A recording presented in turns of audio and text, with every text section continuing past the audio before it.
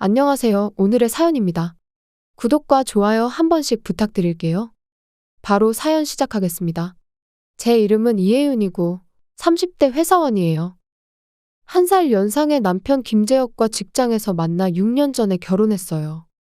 현재는 6살 된 딸 은비와 셋이서 살고 있어요.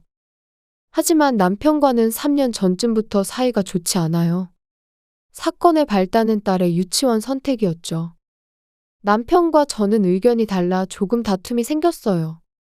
남편은 딸이 영어를 잘했으면 좋겠다며 영어 수업이 있는 유치원을 원했지만 저는 잘 먹고 잘 놀 수 있는 유치원을 원했어요. 그래서 남편에게 딸이 어릴 때에는 공부 같은 거 모르고 그냥 신나게 놀았으면 좋겠다고 말했는데 남편은 영어를 재밌어 할 수도 있다면서 보내보지도 않고 판단하지 말라며 영어 유치원에 보낼 거라고 했어요. 결국 충분히 논의되지 않아 남편이 원하는 유치원에 다니게 되었는데 입학하고 나서부터가 더 힘들었어요. 딸이 다니는 유치원에는 남자 교사가 없어 행사가 있을 때면 참여 수업이라는 명목으로 아빠에게 도움을 요청하는 경우가 많았어요. 처음에는 그 정도쯤이야 라며 대수롭지 않게 생각했지만 생각보다 잦은 행사에 계속 참여하다 보니 지겨워졌나 봐요. 딸이 아빠가 와줬으면 해서 남편에게 매번은 아니더라도 한 달에 한 번 정도는 참여해줬으면 한다고 말했는데 남편은 알겠다고 말로만 말할 뿐 실제로는 행사에 참여하지 않았어요. 나중에는 유치원 이야기만 나오면 싫은 표정을 지었고 딸이 보는 아빠의 모습은 소파에 늘어져 쉬거나 잠만 자는 사람이 된 거죠. 게다가 요즘은 귀가 시간도 밤 늦은 시간이 잦아 대화하는 횟수가 줄고 있었어요. 그래도 우리는 유치원과 관련된 것 외에는 나름대로 대화를 어떻게든 했고 남편이 마음만 먹으면 둘만의 시간을 보낼 수 있었기 때문에 아직은 관계 회복이 가능하다고 생각했어요. 그런 나날을 보내던 저는 얼마 전부터 속이 울렁거리는 듯한 메스꺼움과 감기 같은 증상으로 컨디션이 좋지 않았어요. 처음에는 컨디션 난조인 줄 알았는데 이렇게 며칠 동안 컨디션이 좋지 않은 것도 흔치 않은 일이었어요. 설마 라고 생각하며 약국에서 임신 테스트기를 구입해 집에서 검사를 해보니 두 줄이 나왔어요. 생전 처음 있는 일도 아니었고 새 생명이 내 안에 들어왔다는 사실에 진심으로 기뻤던 저는 집에 돌아온 남편에게 둘째를 임신했다고 말했어요. 하지만 남편의 반응은 제가 생각했던 것과는 달리 어딘지 모르게 당황스러운 표정이었어요. 정말 임신했어? 확실한 거 맞아? 아직 테스트기로만 검사한 거라 100% 장담하진 못하지만 느낌상 맞는 것 같아. 그거 정말 믿어도 돼? 왜 계속 묻는 거야? 내가 임신한 게 기쁘지 않을 이유가 있어? 아니, 그런 게 아니라 은비와의 나이 차이 때문이야. 6살 나이 차이면 육아 기간도 길어지고 입학 시기가 겹칠 수도 있잖아. 그런 걸 걱정하고 그래. 다른 것도 걱정되는 게 있어? 아니야. 일단 내 얘기는 접어두고 정말 임신한 건지 병원에 확인하러 가보자. 알겠어. 일단 확실하게 하는 게 좋지. 이번 주에 휴가 내서 병원 갔다 올게. 나도 같이 갈게. 걱정도 되고.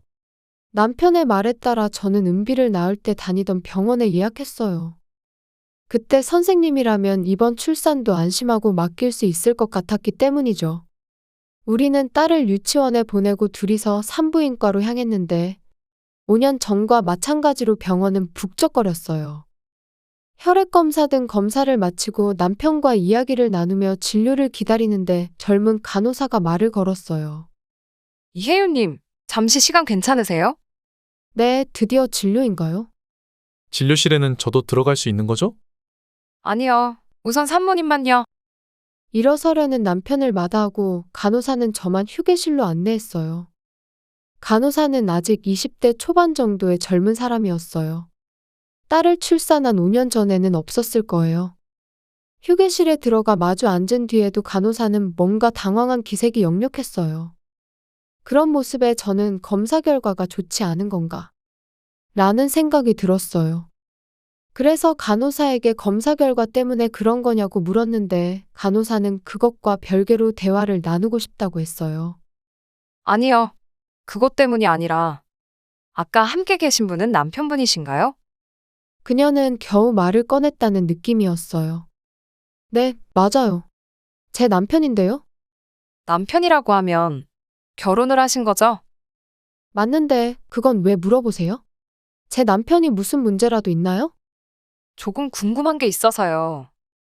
제가 5년 전에도 이 병원에서 딸을 낳았으니 접수처에서 일하시는 분에게 물어보면 제 남편에 대해 궁금한 거 알 수 있을 것 같은데요. 뭔가 캐묻는 것 같아 불편해진 저는 짜증을 감추지 않고 말했어요. 하지만 간호사는 저보다 더 짜증이 난 듯이 더 강한 어조로 말하기 시작했어요. 지금부터 제가 말하는 건 산모님께서 꼭 알아주셨으면 해서 말씀드리는 거예요. 알아주셨으면 한다고요? 지금 당장 그 사람과 이혼하세요. 뭐라고요? 그게 무슨 소리예요? 죄송합니다만 그 사람과는 이혼하는 게 좋다고 저는 생각해요. 여보세요. 지금 제정신으로 하는 말이에요? 저 정신 멀쩡해요. 다만 산모분과 아이를 생각하면 도저히 가만히 있을 수 없었어요.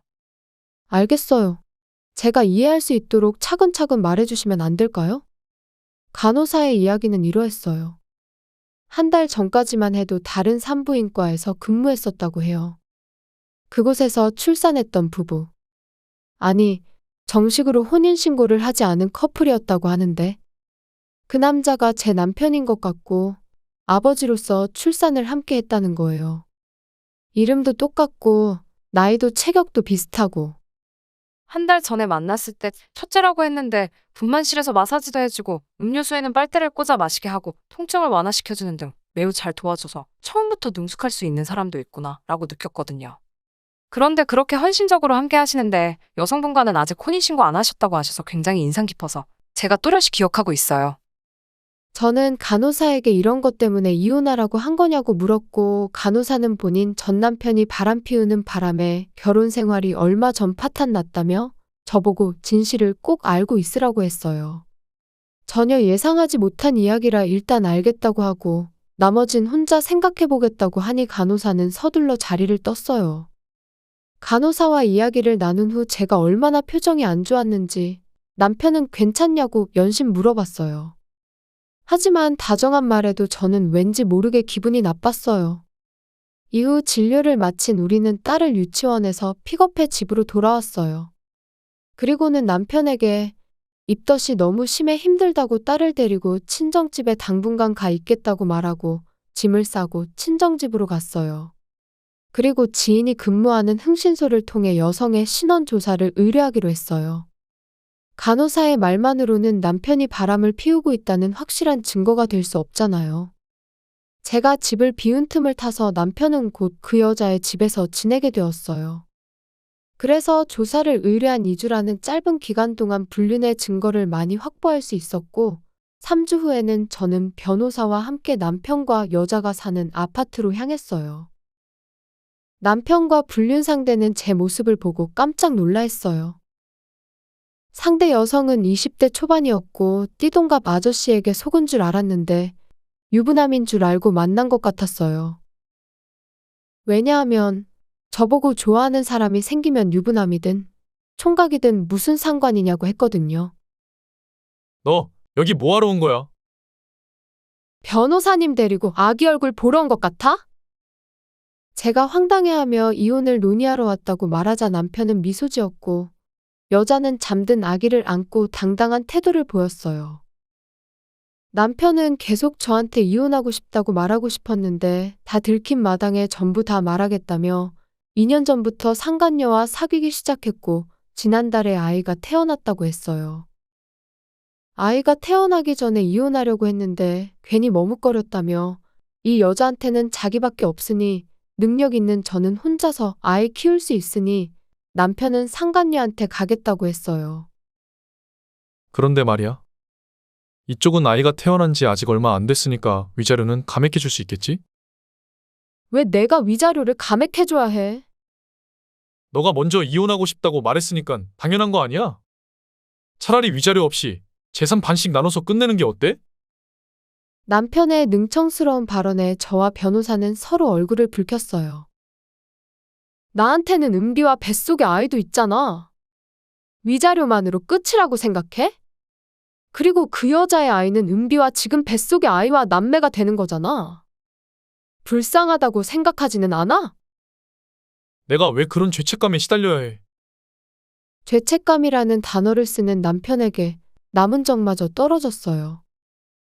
너무나 무책임한 모습에 위자료도 감액 없을 거고 양육비도 제대로 청구하겠다고 으름장을 놨어요. 한 가정을 망가뜨린 책임을 지게끔 하고 싶었거든요. 그리고 남편에게 앞으로 변호사를 통해서 이야기하라고 하고 자리를 떴어요. 이후 남편은 위자료 3,500만 원과 두 자녀의 양육비를 월 90만 원씩 20년간 받기로 했어요. 상간녀에게는 유부남과의 불륜으로 아이를 낳았기 때문에 이쪽에도 3천만 원을 청구했어요. 그녀는 모아둔 돈이 없으니 분할로 주고 싶다고 했지만 서로 빨리 끝내는 게 낫지 않겠냐고 말했더니 어디선가 빌려서 주더라고요. 남편이 바람피운 사실은 회사에도 소문이 난 것 같은데 양육비를 계속 줘야 하니 손가락질을 받으면서도 그만둘 수 없어 일은 계속하는가 보더라고요. 뭐 그렇게 오래 가진 못하고 그만둘 것 같지만 그렇게 되면 여자도 지금보다 더 힘들어질 테고 뿌린 대로 거두는 거겠지요. 저는 현재 뱃속에 생명을 키우며 딸과 함께 살고 있어요. 뱃속의 아이가 여자임을 알게 된 딸은 매일같이 빨리 태어나라고 말하고 여동생 이름은 자기가 지을 거라고 들떠 있어요. 벌써 언니가 된 것처럼 행동하는 모습을 볼 때마다 뱃속의 아이도 첫째처럼 밝고 씩씩하게 자랐으면 좋겠다는 생각이 드네요. 지금은 세 식구가 함께 살 수 있는 날이 오기만을 손꼽아 기다리는 중입니다. 시청해주셔서 감사합니다. 그럼 다음 영상에서 다시 뵙겠습니다.